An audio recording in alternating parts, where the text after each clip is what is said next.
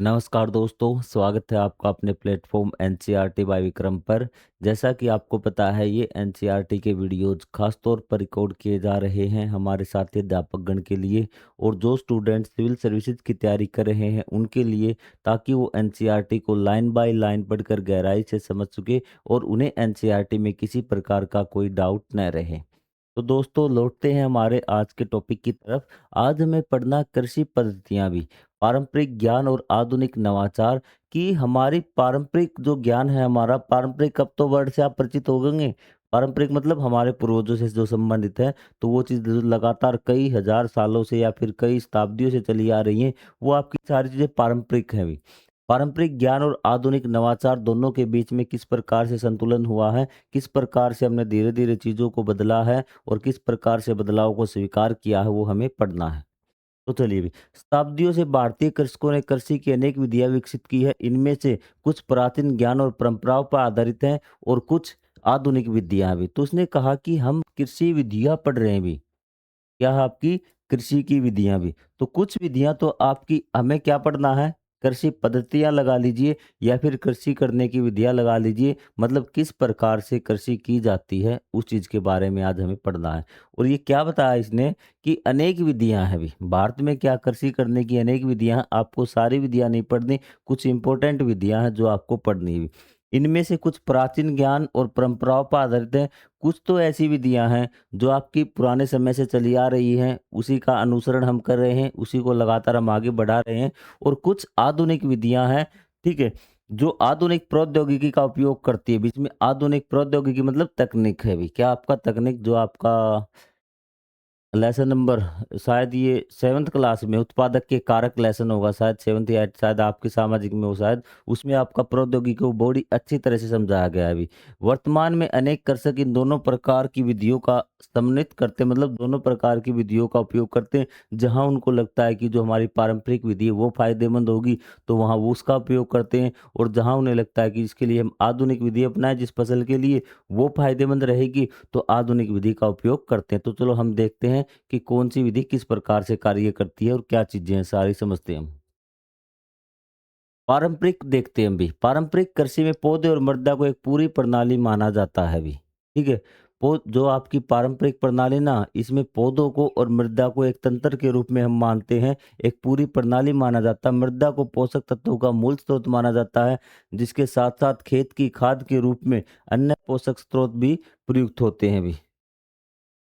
मृदा में उपस्थित जीवाणु, कवक इत्यादि मिट्टी में उपस्थित पोषक तत्वों को ऐसे रूप में प्रतीत करते हैं जिन्हें पौधे सरलता से ग्रहण कर सकते हैं। ये चीज हम पढ़ चुके भी, जब हमने मिट्टी का निर्माण पढ़ा था ना, तो उस टाइम हमने पढ़ा था कि मिट्टी में क्या होते हैं, आपके सूक्ष्म जीव होते हैं। और वो सूक्ष्म जीव क्या करते हैं, जो जैविक पदार्थ होते हैं, जो आपका क्या होता है, थोड़ा सा जटिल रूप होता है पोषक तत्वों का, उसको किस में परिवर्तित करते हैं, सरलतम रूप में। ये मैंने आपको बताया था। नाइट्रोजन का एग्जाम्पल भी दिया था कि पौधे नाइट्रोजन चाहिए उनको, लेकिन नाइट्रोजन वो नाइट्रोजन के रूप में नहीं चाहिए, उसे नाइट्रेट या नाइट्राइट के रूप में उसको नाइट्रोजन चाहिए। अब नाइट्रोजन से नाइट्राइट कौन बनाएगा, नाइट्रेट कौन बनाएगा, वो बनाएंगे आपके सूक्ष्म जीव, ठीक है। जैसे एक राइबोजीम होता है भी, वो क्या करता है, नाइट्रोजन को नाइट्रेट बनाता है, ठीक है। तो ये सारी चीजें उसने बता दी भी, ठीक है। एक बार दोबारा से आपको बता देता हूँ ताकि आपको थोड़ा सा समझ में आ जाए भी। ये देखिए भी, इसने पारंपरिक कृषि में पौधे और मृदा को, मृदा एक पूरी प्रणाली माना गया है। इसने कहा कि इसमें सिर्फ पौधे की तरफ ध्यान नहीं दिया जाता, इसमें मिट्टी की तरफ भी ध्यान दिया जाता। दोनों चीजों को एक साथ माना गया कि हमें मिट्टी का भी ध्यान रखना है और पौधे का भी ध्यान रखना है। आपको आगे बात समझ में लाइन। मृदा को पोषक तत्वों का मूल स्रोत माना गया है, कि जो मूल स्रोत है भी पोषक तत्वों का, वो क्या है, आपकी मिट्टी है, मृदा है भी।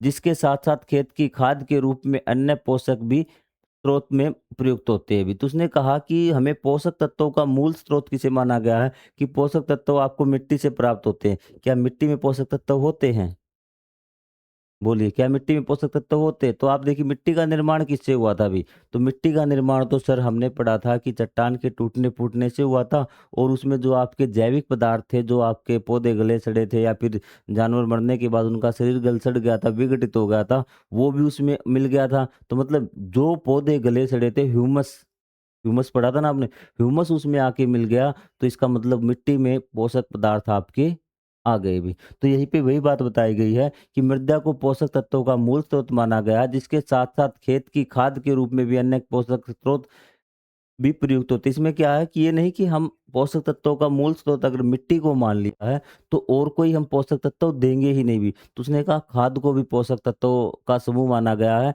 और मिट्टी में पोषक तत्वों की पूर्ति करने के लिए खाद भी डालते थे। ठीक है? वो खाद किस प्रकार की थी वो हम देखेंगे।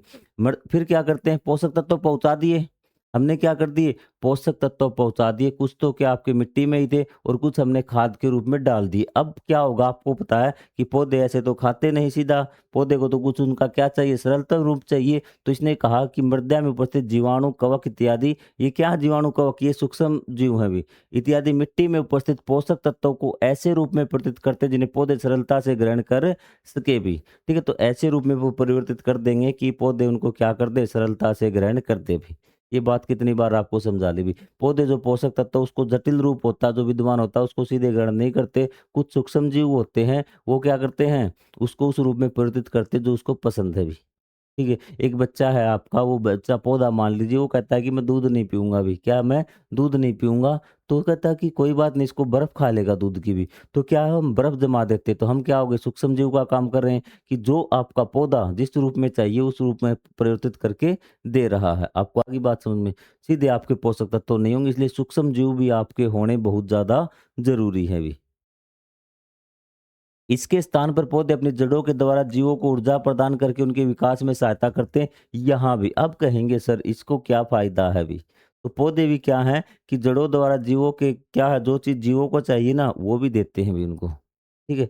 और दोनों का जो मेल मिलाप है वो सही चलता रहता है अभी। सूक्ष्म जीव क्या करेंगे जो पोषक पदार्थ उपलब्ध है मिट्टी में, ध्यान से सुनना, जो पोषक पदार्थ मिट्टी में उपलब्ध है, उन पोषक पदार्थों को क्या है सरलतम रूप में परिवर्तन करते हैं भी, ताकि पौधे उनको ग्रहण कर सके, उनको खा सके, ले सके भी। चीजें क्लियर यहाँ पर तो? सामान्यतः पारंपरिक खेती लघु स्तर के संसाधनों पर आधारित होती थी भी। लघु स्तर मतलब एक छोटे स्तर पर होती थी खेती और पर्यावरण से सीधे संबंधित होती थी। सीढ़ीदार खेती इसका एक उदाहरण है। सीढ़ीदार खेती आप देख सकते हैं इस प्रकार भी, ये पर्वत की ढलानों पर इस प्रकार से की जाती है भी। घर से खेती हेतु समतल भूमि बनाने के लिए पहाड़ी ढलान पर सीढ़ीदार खेत का निर्माण करते हैं, जिससे मृदा अपरदन रुकता है और जल संरक्षण भी आपका होता है। यदि एक तो पानी इस प्रकार से बहेगा भी और एक अगर ये फ्लैट होती ना तो पानी अपने साथ क्या मिट्टी भी बहाकर ले आता भी। और इसने कहा कि जो पारंपरिक खेती है ना वो सीमित संसाधनों के द्वारा होती है, मतलब थोड़े से बहुत क्षेत्र में हो सकती है, बड़े स्तर पर नहीं हो सकती भी। भारतीय कृषि अनुसंधान परिषद ने लगभग 5,000 पारंपरिक कृषि विधियों को प्रलेखित किया है भी।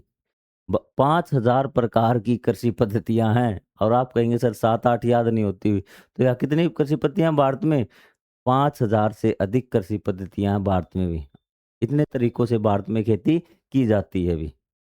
उनमें से 100 से अधिक का परीक्षण किया गया है और यह पाया गया है कि इनमें से 85% से अधिक कृषि विधियों को आधुनिक विज्ञान ने प्रमाणित किया है भी। तो उसने कहा कि जो हमने पुराने विज्ञान ने प्रमाणित किया, इस बात का मतलब क्या है अभी? मतलब कि हमने देखा है कि उसमें कोई लॉजिक है, ये नहीं उन्होंने मुँह उठाया और खेती शुरुआत कर दी। जब हमने उनके तरीकों को देखा कि अब ये क्या सही कर रहे हैं, तो जो विज्ञान के तरीके से देखा ना हमने, तो भी हमने पाया कि बिल्कुल सही है, ये जो तकनीक है, बिल्कुल सही है ये। अब देखिए कैसे, मैं आपको एक छोटी-सी बात बताता हूँ भई, जहाँ से आपको समझ में आ जाएगा। तो एक पौधा था, कोई भी पौधे मान लेते हैं, ये पौधे हैं अभी। क्या है? कि ये पौधे हैं, इन पौधे को क्या चाहिए? नाइट्रोजन चाहिए भी। नाइट्रस के रूप में लेते हैं भी। ठीक है, अब क्या हुआ कि ये पौधे लगातार नाइट्रोजन की मात्रा कम हो रही है। क्या है आपकी? नाइट्रोजन की मात्रा कम हो रही है। अब यहाँ पे जो सूक्ष्म जीव है ना, तो वो तो क्या कर रहे हैं, नाइट्रोजन को क्या कर रहे हैं, जहाँ मान लो यहाँ भूमि में वायु होती ना, तो उस नाइट्रोजन को नाइट्रस बना रहे हैं, ये लगातार खा रहे हैं। आप कहेंगे सर बिल्कुल सही बात है।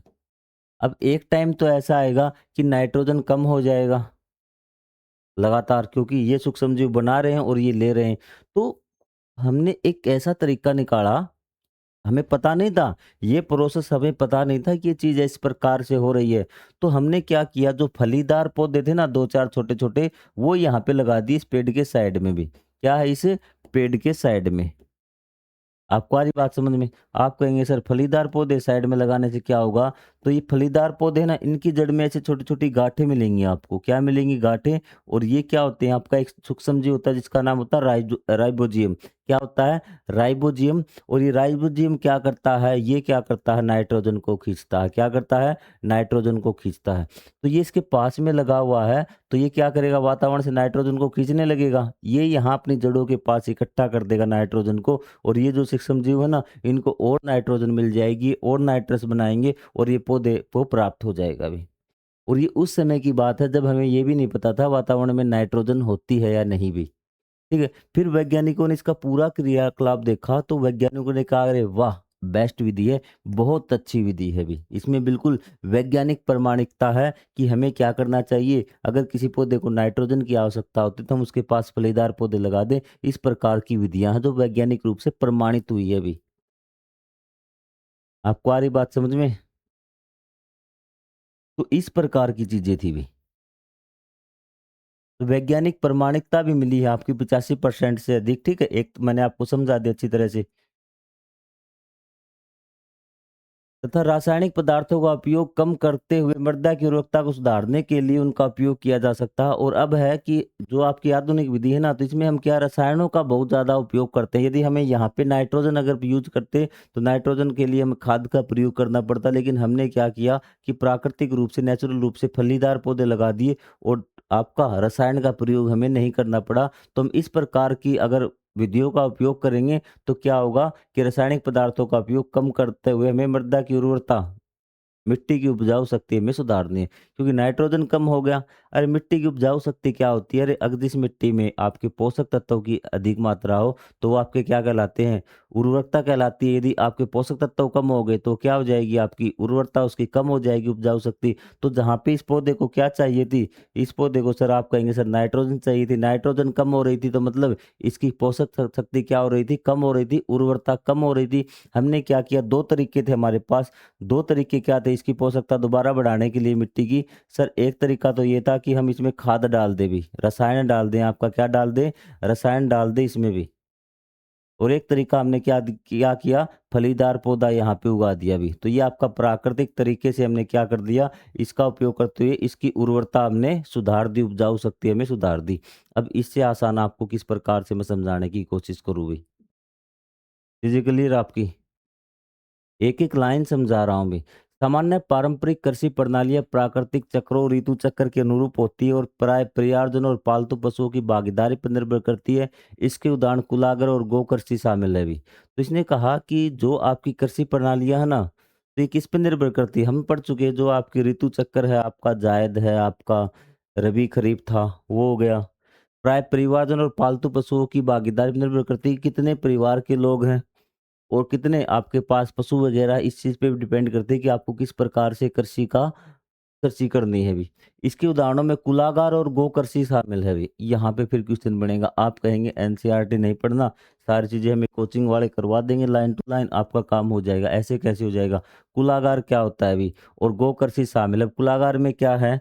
यह शब्द कोंकणी भाषा के कुल अथवा परिवार अथवा अर्थात भंडार से बना है भी। किससे बना कुलागार? ये कोंकणी भाषा के शब्द कुल, जिसका मतलब परिवार, और अगर का मतलब है क्या? भंडार। यह एक 2 वर्ड शामिल है इसमें। कुल मतलब परिवार और भंडार, परिवार और भंडार ये बना है अभी। आप कहेंगे सर नहीं समझ में आया। नहीं समझ में आया तो लाओ भी समझ नहीं। कुलागार तो क्या बन गया? कुल प्लस में अगर। कुल प्लस में अगर, अगर का मतलब होता है भंडार, और ये आपका परिवार, परिवार का भंडार। परिवार का भंडार या परिवार भंडार, कोई दिक्कत नहीं। यह एक पारस्परिक ग्रस्त कृषि प्रणाली जहाँ परिवार अपने घरों के आसपास एक व्यवस्थित सिंचाई प्रणाली बनाकर अनेक प्रकार के खाद्यान्न। तो इसमें क्या है? जहाँ परिवार अपने घरों के आसपास भी एक व्यवस्थित सिंचाई प्रणाली बनाते हैं और अनेक प्रकार के खाद्यान्न, नकदी फसलें, फल, सब्जियां, मसाले, औषधीय पौधे उगाते हैं। यह कृषि प्रणाली भारत के कोंकण के मैदानों में गोवा में प्रचलित है। आपको सिर्फ इतना याद करना है, जो कुलागर कृषि प्रणाली है वो कहाँ पर है? वो गोवा में भी। कहाँ पर? गोवा में भी। भारत के कोंकण के मैदानों में। ये भी आपका कोंकणी भाषा वहीं बोली जाएगी आपकी गोवा में, तो वहीं पे आपकी क्या है ये प्रचलित है। आपको कौन-सी कुलागार भी। इसमें क्या है कि परिवार के लोग एक सिंचाई व्यवस्था का प्रबंध कर लेते हैं और फिर अनेक प्रकार की फल, सब्जियाँ और नकदी फसलें वो उगाते हैं। क्लियर बात? मेन पॉइंट आपको ये कहाँ की जाती है अभी।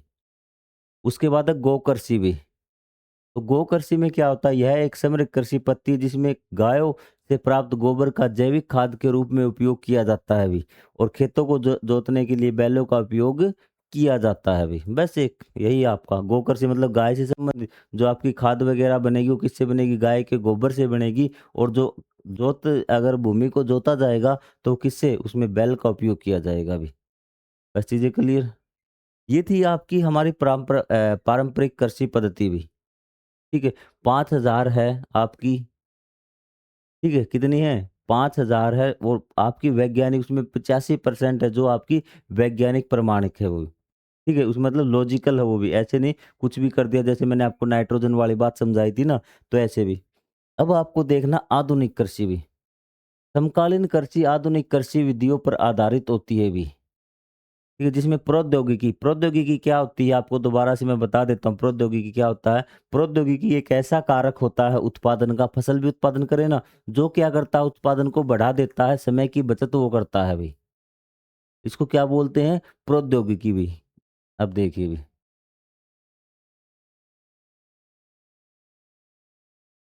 जैसे एक किसान था भी, बैल के द्वारा एक दिन में कितने क्या कर रहा था, 1 एकड़ को जोत पा रहा था बैल से। दिन में किसको? 1 एकड़ को वो जोत पा रहा था, उसकी जुताई कर पा रहा था। लेकिन वो ट्रैक्टर ले आया अभी, क्या ले आया?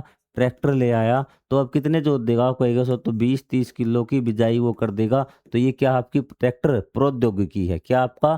प्रौद्योगिकी। उसके पास देसी बीज थे, साधारण बीज थे। जब वो फसल उगाता था तो 10 क्विंटल उसके खेत में होती थी, लेकिन वो आपको क्या ले आया? हाइब्रिड बीजों को ले आया। जब उसने हाइब्रिड बीजों को बोया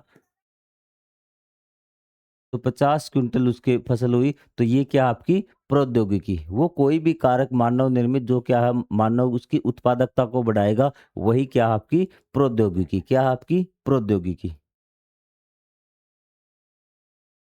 समकालीन कृषि आधुनिक कृषि विधियों पर आधारित होती है जिसमें प्रौद्योगिकी, मशीनों और कृषि की नई तकनीकों का उपयोग किया जाता है। 1960 और 1970 के दशकों में आधुनिक कृषि में हरित क्रांति के रूप में एक बड़ा निर्णायक मोड़ आया। अभी इसने कहा कि 1960 और 70 के दशक में क्या हमने बहुत ज़्यादा उसमें विकसित किया, अभी डेवलपमेंट किया, कृषि में क्या किया हमने, विकास किया, और हमारी उत्पादकता बहुत ज़्यादा बढ़ी है अभी।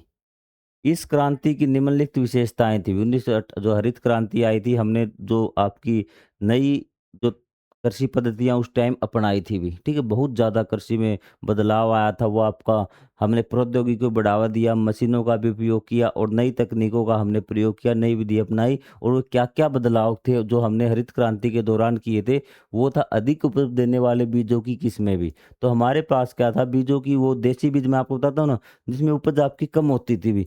तो हमने क्या किया, सबसे पहले बीजों को बदल दिया अभी। हम किस प्रकार के बीज ले आए, हम अधिक उपज देने वाले बीजों का प्रयोग करने लगे। 1960-70 के आसपास की बात है ये भी। सिंचाई का विस्तार, हमने पहले वर्षा पर निर्भर रहते थे, हमने नहरें बनाई और सिंचाई के कृत्रिम तरीके अपनाए भी।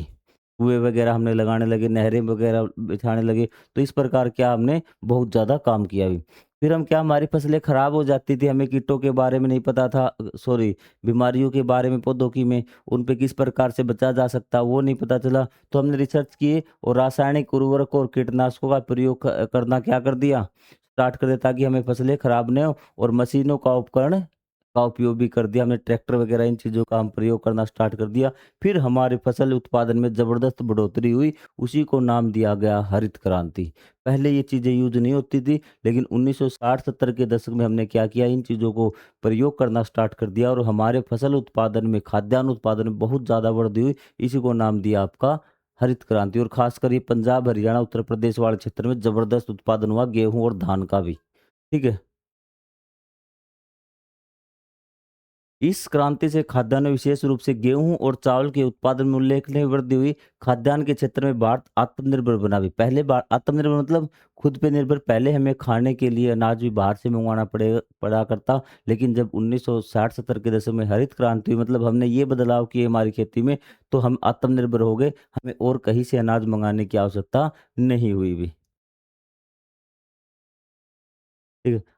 ट्रैक्टर, हार्वेस्टर, हार्वेस्टर मतलब जो काटता फसल को भी, और अन्य मशीनों के प्रयोग से कृषि कार्य तीव्र और सुगम हुआ। अब कृषि कार्य जल्दी होने लगा और आसान भी हुआ। तब से कृषि भारतीय अर्थव्यवस्था की रीढ़ बन गई भी। भारतीय अर्थव्यवस्था, अर्थव्यवस्था मतलब भारत का जो आर्थिक क्रियाएं हैं, उनमें आपका कृषि का महत्वपूर्ण रोल रहा भी। ठीक है। रीढ़ मतलब जो उसका सहारा होती है भी, मेन अंग आपका रीढ़ है। रीढ़ की आपका हाथ टूट जाए, आप चल फिर सकते हैं, पैर टूट जाए फिर भी आप थोड़ा बहुत कर सकते हैं। ठीक है, हिल डुल सकते हैं। ठीक है, उंगली कट जाए और हो जाए तो आपका सारी चीज़ें ठीक है। लेकिन अगर आपकी रीढ़ है ना, अगर ये टूट गई तो आप खड़े भी नहीं हो पाएंगे भी। तो इसलिए रीढ़ का आपका प्रमुख अंग बताया गया है भारतीय कृषि को भी। पिछले कुछ दशकों में हरित क्रांति के दृष्टिकोण और पद्धतियों की सीमाएं स्पष्ट रूप से दिखने लगी। जैसे अब है कि जो हरित क्रांति तो हमने शुरुआत कर दी, हम रसायनों का प्रयोग करने लगे, पानी का प्रयोग करने लगे, सिंचाई के साधन विकसित कर लिए, हाइब्रिड बीज ले आए और खूब हम रसायनों का प्रयोग करें और खूब ज़्यादा हम उपज उपजा रहे हैं। लेकिन इसके जो दीर्घकालीन परिणाम है भी,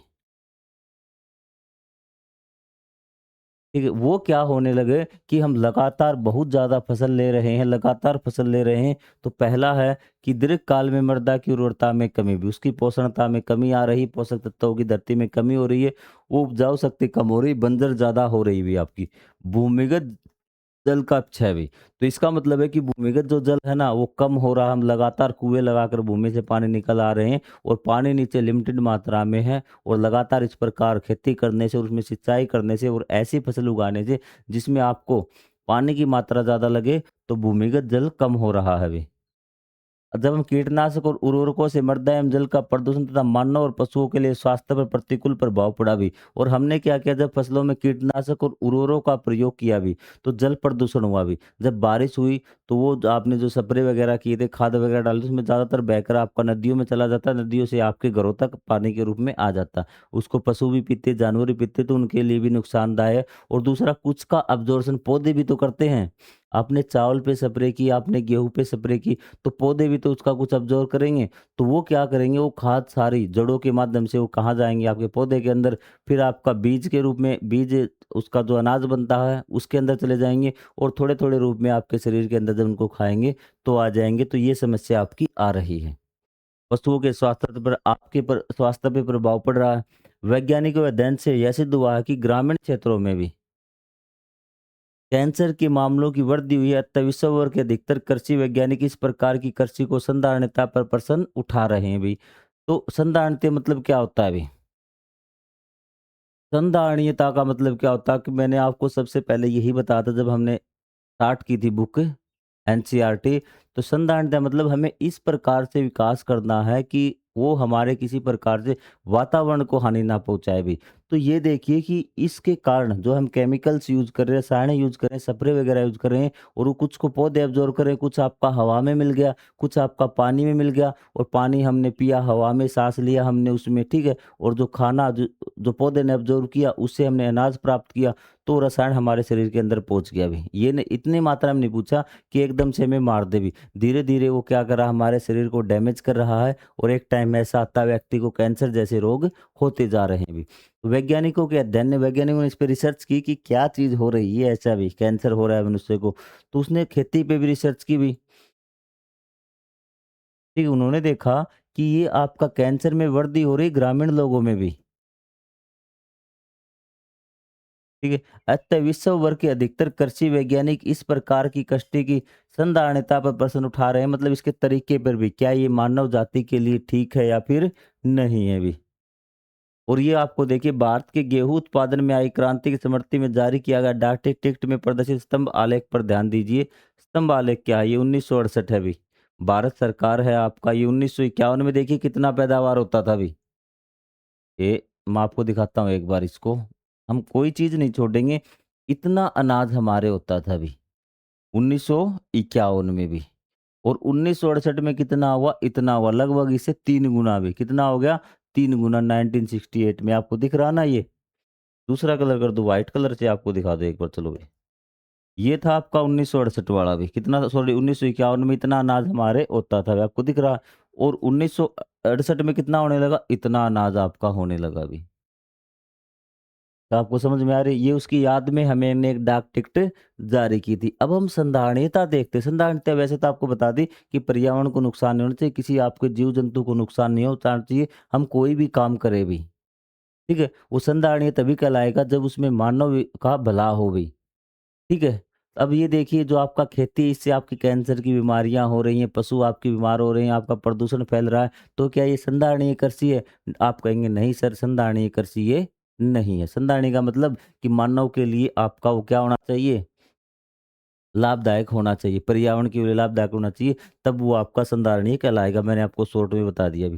संधारणीय मार्ग भी वर्तमान में विकसित आधुनिक विधियों की उत्पादकता को पारंपरिक ज्ञान की विवेकशीलता के साथ मिलाकर संधारणीय कृषि विकसित करने की दिशा में लोगों की रुचि में वृद्धि हुई है भी। अब देखिए ध्यान से, थोड़ा सा टफ टॉपिक है, दिमाग लगाएंगे तो आपको चीजें क्लियर हो जाएंगी भी।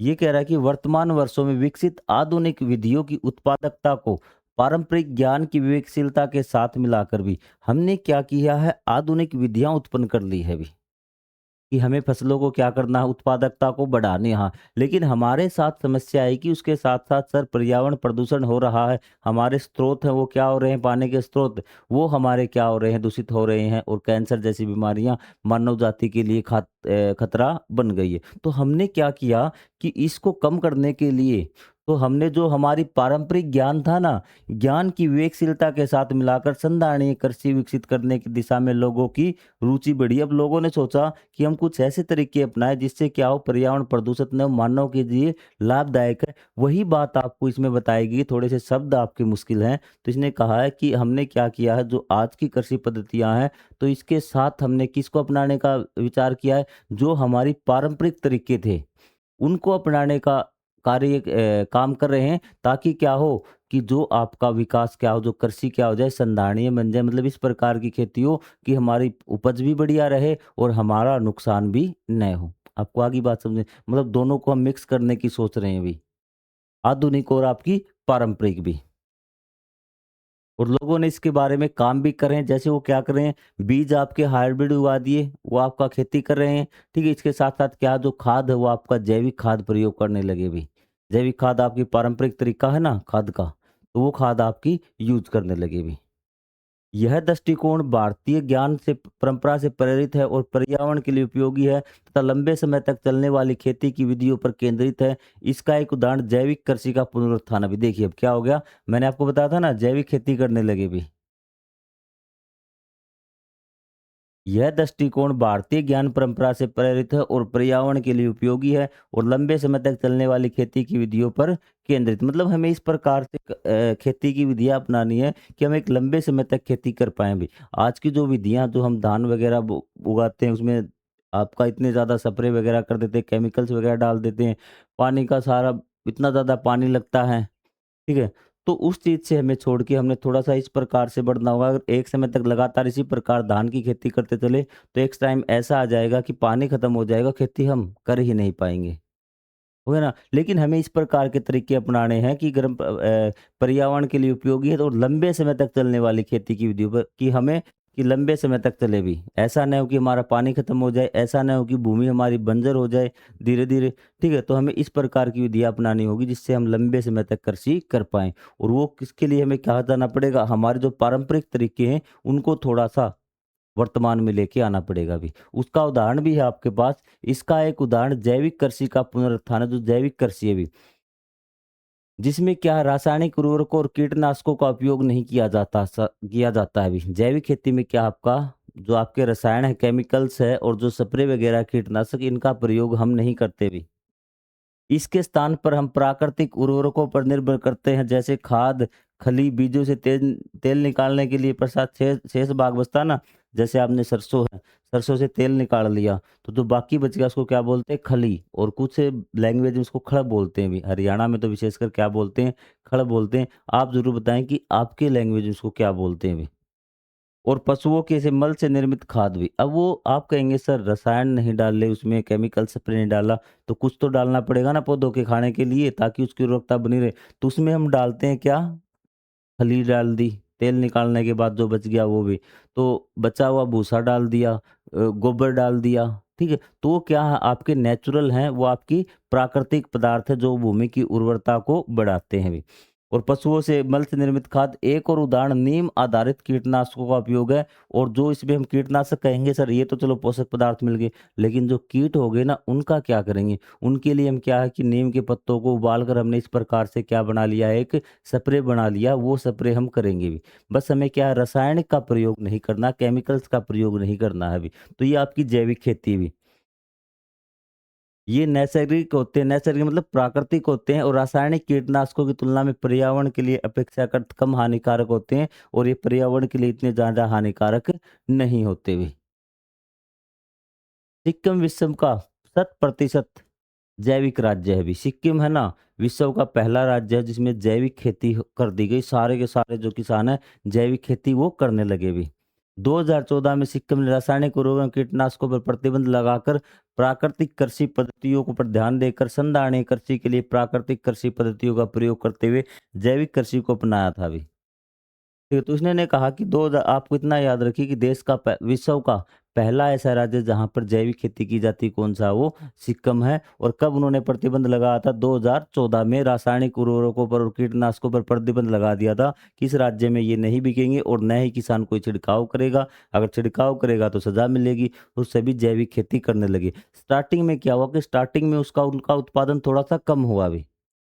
स्टार्टिंग में उनका उत्पादन क्या हो गया? कम हो गया, लेकिन फिर धीरे-धीरे उन्होंने जो और विधियाँ अपनाई जैसे आपका खाद है, जैविक खाद वगैरह, तो उन पे उत्पादन भी पूरा होने लगा अभी। तो इस प्रकार पूरे सिक्किम के किसान अब कौन-सी खेती करें? जैविक खेती करें। और बहुत से लोग उनको देखने आ रहे हैं कि क्या इतने लंबे लार्ज स्केल पर भी जैविक खेती हो सकती है अभी? एक पूरे का पूरा राज्य भी। पारंपरिक विधियों से प्रेरित आधुनिक कृषि समाधानों की पहचान कीजिए, उदाहरण के लिए भी। अब आपको क्या करना है कि जो समस्या आ रही है खेती में, तो उसके लिए आप क्या कर दीजिए, एक समाधान खोजिए भी पारंपरिक विधि से। तो हम कहते हैं कि नाइट्रोजन की कमी है ना, तो फलीदार पौधे लगा दीजिए भी। नाइट्रोजन की कमी तो क्या लगा दीजिए, फलीदार पौधे लगा दीजिए। आपको अलग से नाइट्रोजन के जो आपके तत्व हैं, वो डालने की आवश्यकता नहीं होगी। एक तरीका मैंने आपको बता दिया, और तरीके आप बताइए भी।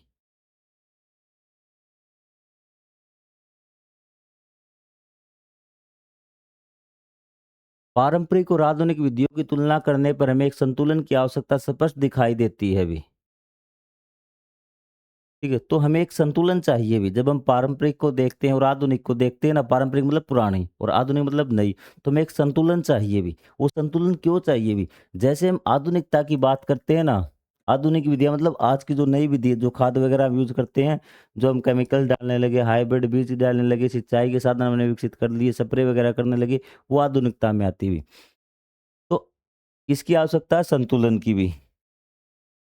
हरित क्रांति जैसी आधुनिक विधियाँ बहुत अधिक उत्पादक होती है और अल्प समय में तीव्रता से खाद्य जो मात्रा है उसकी उत्पन्न कर सकती है भी। किंतु जैसा कि हमने ऊपर देखा हरित क्रांति के दीर्घकालिक दुष्परिणाम हुए भी। इसने कहा कि यदि हमें आधुनिक विधियाँ हमने अपनाई, तो आधुनिक विधियों से क्या होगा कि जो आपका कम समय में कम क्षेत्र से हम क्या है अधिक अनाज उत्पन्न कर सकते हैं भी।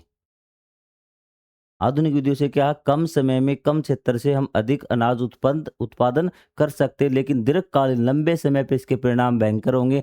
क्या हो सकता है? ये हो सकता है कि आपके आगे भूमि बंजर हो जाए, आपका पानी समाप्त हो जाए, आपका वातावरण प्रदूषित होगा, मानव में बीमारियां फैलेंगी, मानव और पशुओं का स्वास्थ्य आपका खराब होगा। ये उसके लंबे समय के परिणाम है किसके? ये आपके आधुनिक कृषि विधियों के भी। आधुनिक कृषि विधियों में क्या आता है? जिसमें हम रसायन यूज करते हैं, आपका सिंचाई करते हैं, केमिकल्स यूज़ करते हैं, ठीक है? ये सारी आपकी आधुनिक आती है, हाइब्रिड बीज यूज़ करते भी, ठीक है? इसके दीर्घकालिक दुष्परिणाम क्या आगे बता दें, रसायनों के उपयोग से जल स्रोत प्रदूषित होते हैं, पारिस्थितिकी तंत्र को बाधित करते हैं। पारिस्थितिक तंत्र है आपके सभी जीव-जंतु है ना, ये पारिस्थितिक तंत्र में हैं, तो सभी एक-दूसरे पर निर्भर करते हैं, सभी मिलकर एक-दूसरे को क्या है, ये निर्भर हैं, इसी को हम बोलते हैं पारिस्थितिक तंत्र भी। अब जैसे आपका जल तंत्र, जल में मछलियाँ होती हैं और होती हैं, आपस में ऊर्जा का आदान-प्रदान करती हैं, ठीक है? तो इसी प्रकार क्या जब वो जल आपका पहुँचेगा, जल में क्या पहुँच जाएगा? जल में आपका पहुँच जाएगा रसायन, रसायन जब मछलियाँ उसको पानी को पिएँगी और जो आपके पानी वाले जीव हैं, वो पिएँगे तो वहाँ पे खत्म हो जाएँगे भी। ठीक है? कुछ ऐसे जीव हैं जो उस उन पे निर्भर हैं, तो वो भी खत्म हो जाएँगे। तो इस प्रकार क्या पारिस्थितिक तंत्र भी गड़बड़ा जाएगा, पर्यावरण प्रदूषित होगा, पारिस्थितिकी तंत्र गड़बड़ होगा। उदाहरण स्वरूप परागण के लिए अत्यावश्यक मधुमक्खियाँ जैसे जीवों की स्थिति पहुँचाकर पारितंत्र को असंतुलित कर देना। दूसरी ओर ठीक है भई और क्या होगा इसमें जो मधुमक्खियाँ हैं ना, आपको मछली वाला उदाहरण दे दिया, मधुमक्खी वाला ले यदि आप स्प्रे वगैरह करेंगे फसलों पर, तो मधुमक्खियाँ वहाँ आकर बैठेंगी और वहाँ आकर बैठ जाएँगी ना, तो स्प्रे आपने ऑलरेडी कर रखा, मधुमक्खियाँ मारी गई और मधुमक्खियाँ जिस दिन विषय से समाप्त हो गया, उस दिन आपका भी वर्चस्व नहीं रहेगा क्योंकि जो आपका परागण होता है अभी फूलों का निषेचन होता है वो मक्खियों के कारण होता है। मक्खियाँ परागकणों को एक पौधे से दूसरे पौधे पे ले जाती है। बायोलॉजी का विषय है कि किस प्रकार से पौधों से बीज बनते तो बीज बनना बंद हो जाएँगे, मक्खियाँ मधुमक्खियाँ नहीं होंगी और धीरे-धीरे क्या होगा, पौधे आपके समाप्त हो जाएँगे, ठीक है? और आपका कुछ भी नहीं होगा, धीरे-धीरे पूरी वनस्पति खत्म तो मानव खत्म भी। तो इस प्रकार से ये चीज़ें हो सकती है। दूसरी ओर पारंपरिक विधियाँ अधिक सुदृढ़ और संधारणीय होती है। जो पारंपरिक विधियाँ होती है ना, तो उसमें ये समस्या नहीं आती भी। वो क्या होती है आपकी सुदृढ़ भी। सुदृढ़ मतलब जो लंबे समय तक चल सकती हैं और संधारणीय मतलब कि उसमें क्या है आपको हानि नहीं पहुँचाते आप पर्यावरण को भी। संधारणीय विकास क्या होता है हमें अपने आप को इस प्रकार से बढ़ाना है कि पर्यावरण को नुकसान नहीं पहुँचाना है और हमें अपना विकास भी करना है। हमें इस प्रकार से विकास करना है कि पर्यावरण को नुकसान न पहुँचे भी। क्योंकि ये प्रकृति के साथ-साथ सामंजस्य स्थापित कर कार्य करती है। पुरानी जो विधियाँ ना हमारी इस प्रकार से कार्य करती है कि प्रकृति को नुकसान न पहुँचे भी। सॉरी। यद्यपि उनके प्रयोग से उत्पादन में अपेक्षाकृत कमी हो सकती है, वर्तमान चुनौती यह है कि आधुनिक नवाचारों का उपयोग करके भोजन की आवश्यकताओं को पूरा करने के लिए दोनों पद्धतियों के मध्य संतुलन बनाया जा सके, साथ ही अपने पूर्वजों की संधारणीय कृषि प्रणालियों को भी अपनाया जा सके भी। अब देखिए अब है संतुलन बनाने की आवश्यकता, इसने 2 चीज़ें बता दी भी। एक है आपकी आधुनिक भी, क्या है आपकी? सॉरी। अच्छा, अच्छा, अच्छा, अच्छा।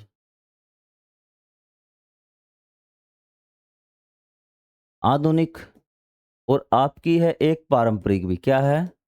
पारंपरिक। इसमें एक समस्या है जो अनाज है इसमें आपका क्या होगा? ज़्यादा होगा भी और इसमें अनाज क्या होगा? कम होगा भी, ठीक है?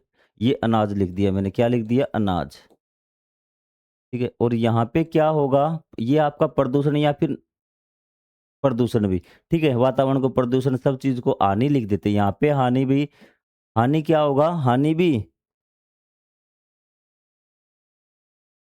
इसमें हानि भी ज़्यादा भी और इसमें क्या होगा? हानि कम भी।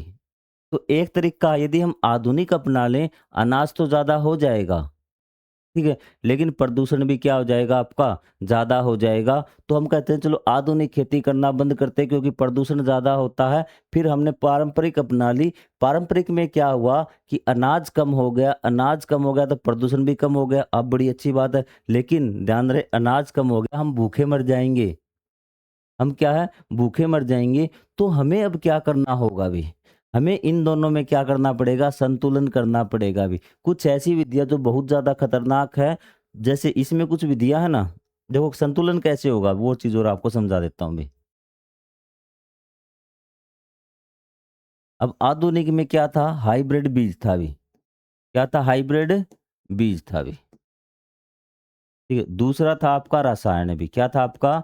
रसायन।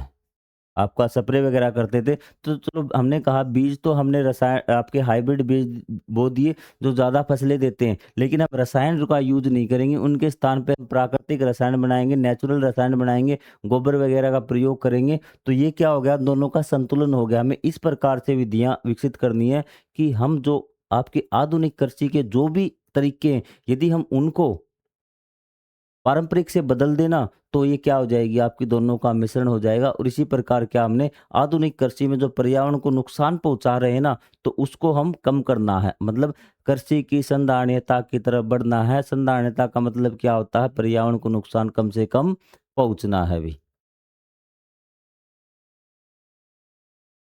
खाद्यान्न और कृषि संगठन एफएओ ने भारत की 3 कृषि प्रणालियों को वैश्विक स्तर पर महत्वपूर्ण कृषि धरोहर के रूप में मान्यता दी है। यूपीएससी वाले, सिविल सर्विस वाले सावधान हो जाइए, तो ये आपके पेपर में देखने को मिल सकता है।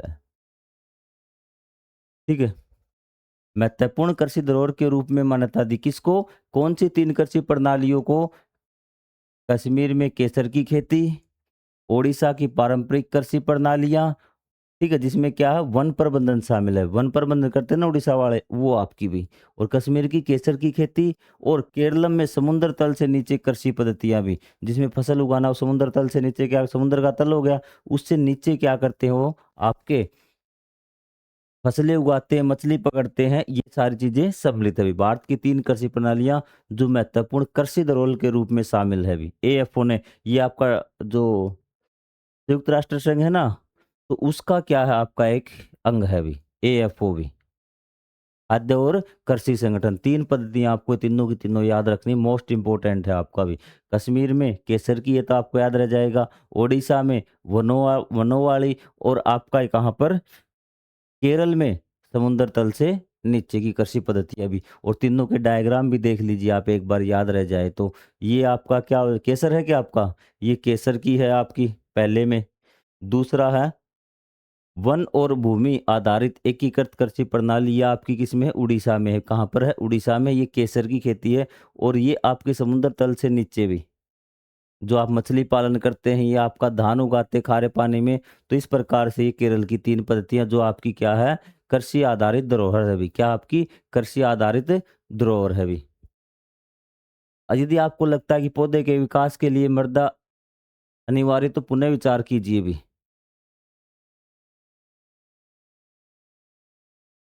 क्या आपको लगता है पौधे के लिए मिट्टी बहुत ज्यादा आवश्यक है? मिट्टी के बिना क्या पौधा हो सकता है या नहीं हो सकता? आप कहेंगे सर मिट्टी के बिना पौधा उगेगा कहाँ पर? तो यहाँ पर एक क्या है आपकी कि पुनः विचार कीजिए, एक जल संवर्धन है हाइड्रोपोनिक्स। क्या आपका? हाइड्रोपोनिक्स, जल संवर्धन भी। इसमें क्या है आपका, एक ऐसी विधि है जिसमें पौधे को पोषक तत्वों से युक्त जल विनयन में उगाया जाता है, और आवश्यक खनिज तत्व सीधे जड़ों तक पहुंचाए जाते भी। इस विधि का उपयोग नियंत्रित वातावरण में किया जाता है, जिससे यह नगरीय कृषि और कम उपजाऊ मृदा वाले स्थानों के लिए एक अच्छा विकल्प बन जाता है। तो इसमें क्या किया जाता है, इसमें ये पाइप दिख रहे हैं आपको, इसमें आपको क्या है कि उसकी जरूरत नहीं पड़ती मिट्टी की भी। क्या है इसमें आपकी मिट्टी की जरूरत नहीं पड़ती। आपका पाइप दिख रहा है, इसमें पाइप में क्या आपका पानी भी। क्या आपको? पानी आपको चाहिए। पौधे को मिट्टी चाहिए या फिर खाद्य पदार्थ चाहिए भी? आपको पौधों को मिट्टी चाहिए या फिर खाद्य पदार्थ? आप कहेंगे सर आपको थाली चाहिए या फिर आपको रोटी चाहिए। आप कहेंगे हम तो रोटी चाहिए, थाली को थोड़ी खाएंगे। तो पौधे क्या चाहिए? इनको चाहिए पोषक तत्व। क्या चाहिए इनको? पोषक तत्व इनको चाहिएंगे। तो क्या करते हैं, इस पानी में पोषक तत्व है, और इस पौधे की जड़ें इस प्रकार से आपकी होती रहती हैं। तो ये क्या आपका जल संवर्धन की विधि है भी। क्या आपकी? जल संवर्धन, जिसमें क्या है बिना मिट्टी के पौधे को उगाया जाता है, और जो पोषक तत्व खनिज पदार्थ पौधे को चाहिए वो पानी के माध्यम से उसको दिए जाते हैं। और इंग्लिश में इसको क्या बोलते हैं? हाइड्रोपोनिक्स। क्या बोलते हैं? हाइड्रोपोनिक्स। तो अगले पार्ट में हम पढ़ेंगे सरकार की भूमिका, और अगले हिस्से में हम इस लेसन को समाप्त कर देंगे। बड़ा ही ज़्यादा लंबा लेसन हो गया, तो कोई बात नहीं, पढ़ेंगे लाइन टू लाइन, क्योंकि हमें एक दिन हमें सफलता ज़रूर मिलेगी। तो चलिए मिलेंगे अगले पार्ट में, लास्ट पार्ट में। तब तक के लिए जय हिंद, जय Bharat. Thank you very much.